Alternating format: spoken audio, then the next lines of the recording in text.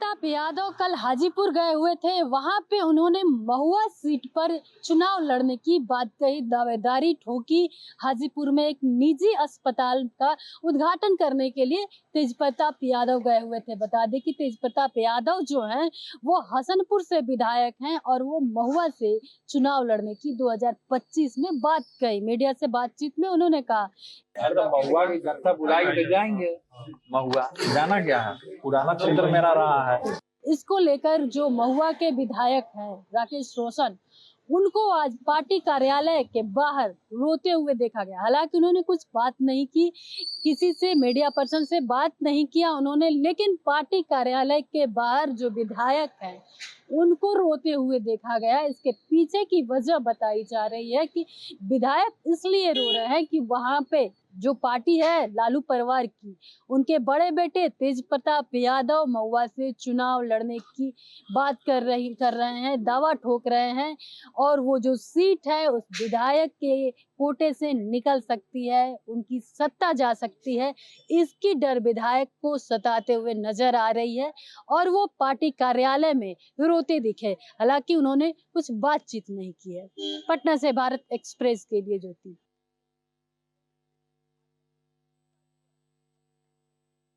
Shambhu border सहित अन्य border के खोलने की मांग वाली याचिका को सुप्रीम कोर्ट ने खारिज कर दिया है।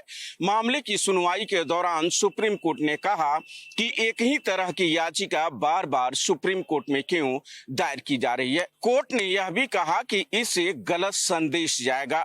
साथ ही कोर्ट ने पहले से लंबित याचिका के साथ संलग्न करने से भी इनकार कर दिया है। वहीं याचिकाकर्ता का कहना है कि बॉर्डर सील होने से लोगों को आने जाने में दिक्कतों का सामना करना पड़ रहा है, इससे उनके मौलिक अधिकारों का हनन हो रहा है। लिहाजा सुप्रीम कोर्ट केंद्र सरकार, पंजाब सरकार और हरियाणा सरकार को आदेश दे कि बॉर्डर को तुरंत खोला जाए। साथ ही यह भी कहा गया कि रेलवे सहित अन्य चीजों को बाधित करना कहीं न कहीं ये कानून के खिलाफ है। अब देखना होगा याचिका खारिज होने के बाद याचिकाकर्ता क्या नए सिरे से याचिका सुप्रीम कोर्ट में दायर करते हैं या नहीं। भारत एक्सप्रेस के लिए कैमरा पर्सन धर्मेंद्र गौतम के साथ गोपाल कृष्ण।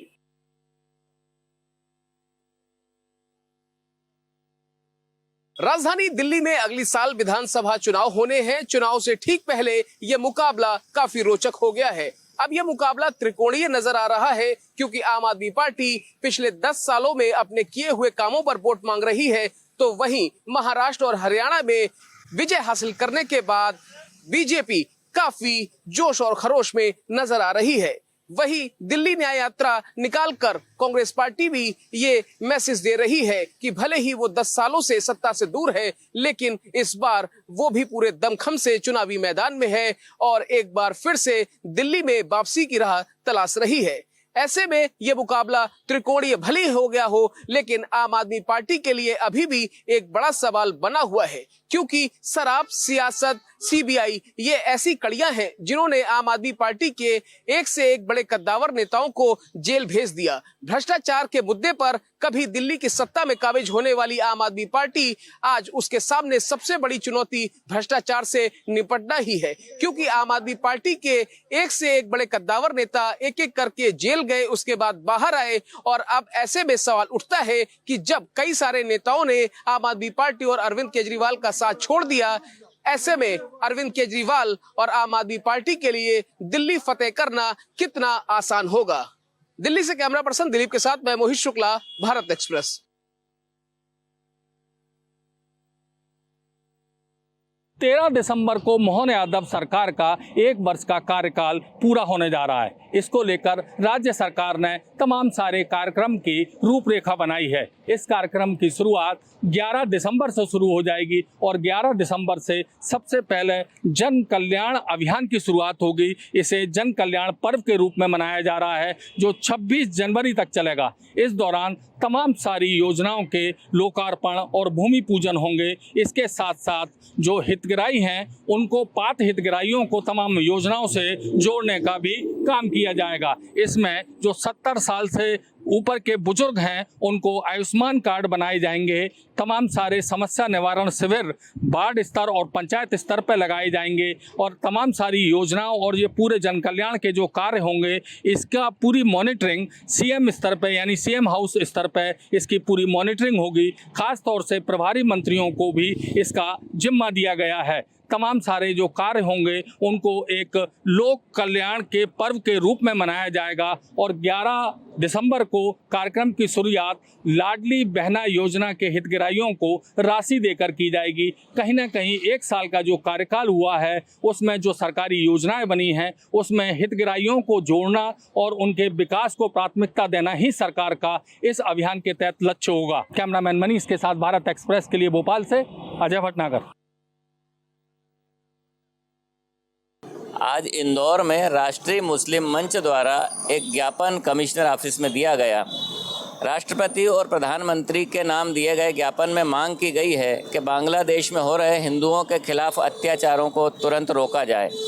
इसके लिए एक प्रतिनिधि मंडल बांग्लादेश भेजा जाए, साथ ही शांति सेना को भी भेज करके हिंदुओं के साथ हो रहे अत्याचारों को रोका जाए। संभवतः मध्य प्रदेश में पहला मौका है जब किसी मुस्लिम संगठन ने इस तरह की आवाज़ उठाई हो, वरना पाकिस्तान के मैच जीत जाने पर पटाखे चलाने वाले मुस्लिम भी इसी देश में मौजूद हैं। इस संगठन ने साबित कर दिया है कि अशफाक उल्लाह खान और पूर्व राष्ट्रपति अब्दुल कलाम जैसे मुस्लिम आज भी इस देश में मौजूद हैं। कैमरामैन इमरान खान के साथ जय व्यास, भारत एक्सप्रेस, इंदौर।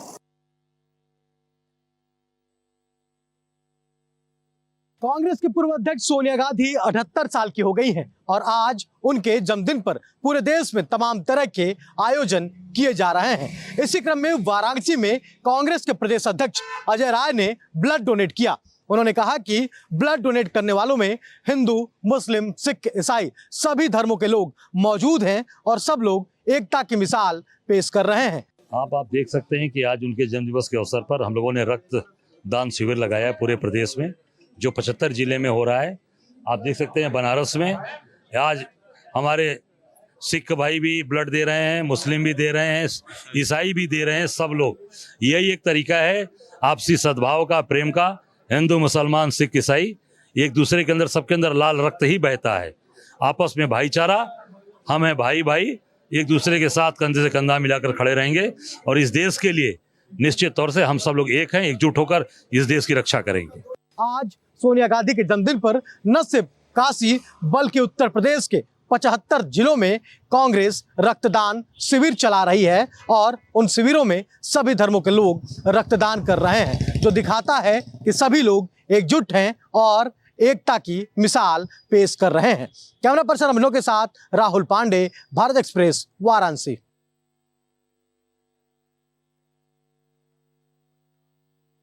महाकुंभ 2025 का उल्टी गिनती चालू हो चुका है। उत्तर प्रदेश के मुख्यमंत्री योगी आदित्यनाथ प्रयागराज तथा वाराणसी का लगातार दौरा कर इस चीज़ों का समीक्षा कर रहे हैं और ऐसे में वाराणसी जिला प्रशासन भी अब महाकुंभ को लेकर के तैयारी जोर शोर से प्रारंभ कर दिया है।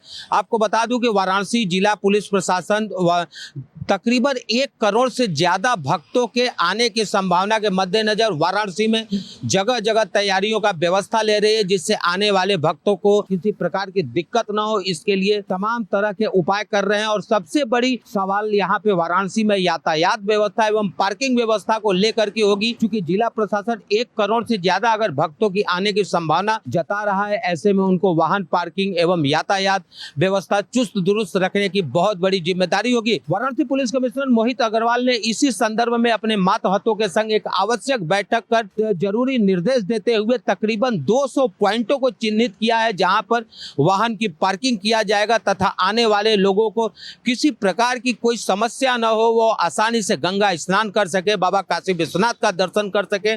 और इसके मद्देनजर पूरी तैयारी, मुकम्मल व्यवस्था किया है। स्वयं मैदान में उतर करके निरीक्षण करते हुए संपूर्ण तैयारियों के लिए अपने मातहतों को आदेश दिया है कि किसी भी प्रकार की समस्या न हो, सारी तैयारी पूर्ण कर ली जाए महाकुंभ के पहले। और इसके मद्देनजर पुलिस कमिश्नर वाराणसी ने नगर निगम के अधिकारियों के संग और अन्य विभाग के अधिकारियों के संग समीक्षा बैठक कर जरूरी आवश्यक निर्देश देते हुए तमाम कार्यों को जल्द से जल्द पूरा करने का आदेश दिया है। कैमरा पर्सन अभिनव वर्मा के संग विमलेंद्र राय, भारत एक्सप्रेस, वाराणसी। दिल्ली से शिलोंग जा रहे स्पाइस जेट के फ्लाइट का पटना एयरपोर्ट पर इमरजेंसी लैंडिंग के बाद अफरा तफरी मच गई। पायलट ने सूचना दी कि तकनीकी खराबी की वजह से इमरजेंसी लैंडिंग की जरूरत है और वजह बताया पक्षी का जहाज से टकराना। इसके बाद यात्रियों के बीच हड़कंप मच गई और जब तक पटना एयरपोर्ट पर जहाज लैंड नहीं हुआ तब तक यात्री परेशान रहे। नीचे उतरने के बाद यात्रियों को करीब 1-1.5 घंटे तक पटना एयरपोर्ट पर रखा गया और वहां से उठाकर उन्हें एक होटल पहुंचाया गया। इस दौरान भारत एक्सप्रेस से बात करते हुए यात्रियों ने साफ साफ कहा कि स्पाइस जेट का मेंटेनेंस खराब होने की वजह से ये हालात हुए हैं और जिस तरह से फ्लाइट हवा में हरकत कर रही थी उसके बाद जान मुंह में आई हुई थी। यात्रियों का साफ तौर पे कहना है कि मेंटेनेंस का अभाव की वजह से ये इमरजेंसी लैंडिंग की गई है। मतलब कुछ टेक्निकल ग्लिच हुई है ऐसा वो बोल रहे हैं, पर एग्जैक्टली कुछ पता नहीं है कि क्या हुआ है। पहले तो बोला वेदर की कंडीशन ठीक नहीं इसलिए इमरजेंसी लैंडिंग कर रहे हैं, पर बाद में जैसे लोग बात कर रहे हैं लग रहा है कुछ टेक्निकल ग्लिच है। हालांकि एयरपोर्ट अथॉरिटी का साफ तौर पे कहना है कि जहाज के पक्षी से टकराने के बाद ये हालात उत्पन्न हुए हैं।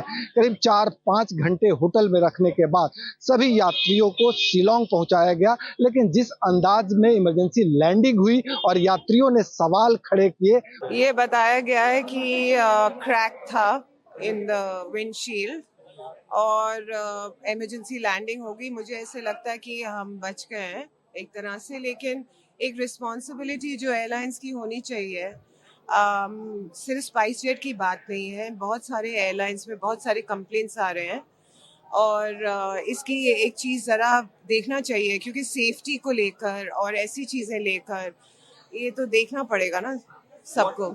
उसके बाद एयरपोर्ट अथॉरिटी चिंतित है और इस बात का हवाला दे रही है कि इस पूरे मामले की छानबीन की जाएगी। सहयोगी कैमरामैन राकेश के साथ भारत एक्सप्रेस के लिए पटना से आशुतोष कुमार। झारखंड विधानसभा के विशेष सत्र में पहला दिन आज विधायकों के शपथ ग्रहण समारोह का गवाह बना। कुल 80 विधायकों ने विधायक पद की शपथ ली। प्रोटेम स्पीकर स्टीफन मरांडी ने उन सबों को पद और गोपनीयता की शपथ दिलाई। कई बातें खास रही, जिसमें 12 नए विधायकों का, महिला विधायकों का झारखंड विधानसभा में प्रवेश करना ये अपने आप में अनूठा दिखाई दिया। महिलाओं ने जिस तरह से शपथ ली वो भी अपने आप में अलग तरह से दिखा। कल्पना सोरेन के शपथ लेते समय सभी सदस्यों ने टेबल बजाकर उनका स्वागत किया। सबसे पहले मुख्यमंत्री और तमाम मंत्रियों ने शपथ ली, उसके बाद विधायकों का नंबर आया और संख्या, क्रम संख्या, विधानसभा क्षेत्र की क्रम संख्या के हिसाब से विधायकों ने शपथ ग्रहण किया। प्रोटेम स्पीकर स्टीफन मरांडी को अब कल रविंद्रनाथ महतो, जिनका तय हो चुका है कि वो विधानसभा के अध्यक्ष बनेंगे, वो उन्हें शपथ दिलाएंगे। साथ ही ये भी तय हुआ कि अब विधानसभा का अध्यक्ष कल रविंद्रनाथ महतो को फिर से बनाया जाएगा। भारत एक्सप्रेस के लिए कैमरामैन धर्मेंद्र के साथ मधुकर आनंद, रांची।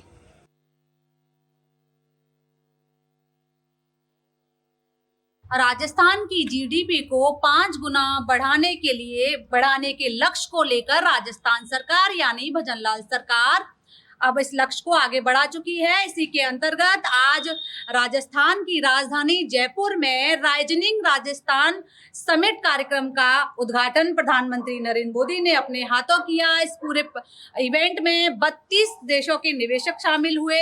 इसके अलावा भारत से अनिल अग्रवाल, गौतम अडानी, आनंद महिंद्रा जैसे बड़े नाम शामिल हुए, जिन्होंने राजस्थान में निवेश की बात भी कही। इसके अलावा मुख्यमंत्री भजनलाल ने भी मंच से ये कहा कि राजस्थान के आईटी क्षेत्र को एआई से जोड़कर उसमें बल दिया जाएगा, उसमें मजबूती दी जाएगी। इसके अलावा पर्यटक का जो क्षेत्र है उस पर भी निवेश किया जाएगा।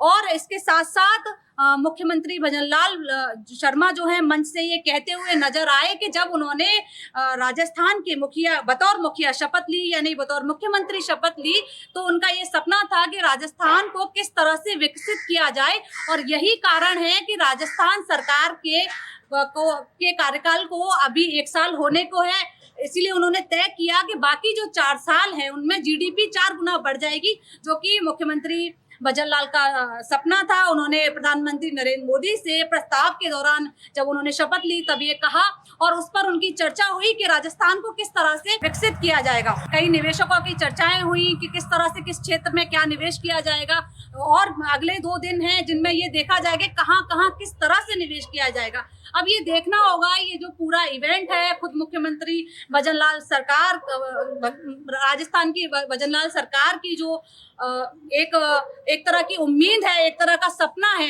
ये पूरा इवेंट उस पर किस तरह से मील का पत्थर साबित होने वाला है। कैमरा पर्सन कमलेश भाटी के साथ सपना शर्मा, भारत एक्सप्रेस, जयपुर।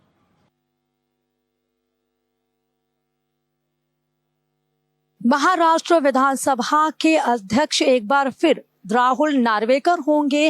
वो निर्विरोध चुने गए हैं क्योंकि विपक्ष की तरफ से राहुल नार्वेकर के खिलाफ किसी भी प्रत्याशी को नहीं उतारा गया था। अब ऐसे में महायुति के लिए राहुल नार्वेकर काफी महत्वपूर्ण भूमिका रखते हैं और कई जो फैसले हैं वो महायुति के पक्ष में राहुल नार्वेकर आने वाले वक्त में ले सकते हैं। और आज बीजेपी की तरफ से विधान भवन में बहुमत भी साबित कर दिया गया है।